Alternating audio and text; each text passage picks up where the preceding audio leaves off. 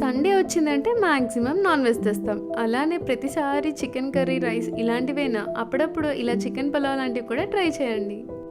నేనైతే చికెన్ పలావ్ చేయడం కోసం కుక్కర్లో 2 స్పూన్స్ ఆయిల్, 2 స్పూన్స్ గీ వేసుకొని హీట్ అయిన తర్వాత మిరియాలు, ఇలాచి, లవంగాలు అలాంటివన్నీ వేసేసి అవి ఫ్రై అయ్యాక ఆనియన్, పచ్చిమిర్చి వేసి అవి లైట్గా ఫ్రై అయిన తర్వాత అల్లం వెల్లుల్లి పేస్ట్ వేస్తున్నాను 1 స్పూన్ దాకా. అది పచ్చివాసన పోయిన తర్వాత కట్ చేసి పెట్టుకున్న టొమాటోస్, కొంచెం పసుపు, కొంచెం సాల్ట్ వేసుకొని అది ఫ్రై అవ్వనివ్వాలి.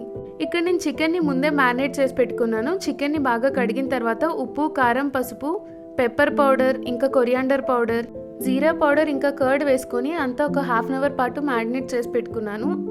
ఆ చికెన్ని కూడా ఇందులో వేసేసుకొని ఒక 5 మినిట్స్ బాగా కుక్ అవ్వనివ్వాలి. తర్వాత మూత తీసి కలుపుతూ మళ్ళీ ఫ్రై చేసుకొని కాస్త బాయిల్ అవుతున్న టైంలో 1.5 గ్లాస్ దాకా రైస్ని నేను కడిగి నానపెట్టుకున్నాను. ఆ రైస్ వేసేసి ఒక 2 మినిట్స్ తర్వాత 3 కంటే కొంచెం తక్కువ వాటర్ వేసేసుకొని విజిల్ పెట్టేయాలి. 2 విజిల్స్ వచ్చాక ప్రెషర్ పోయాక మూత తీసేయాలి. అంతే, సింపుల్గా చికెన్ పలావ్ రెడీ.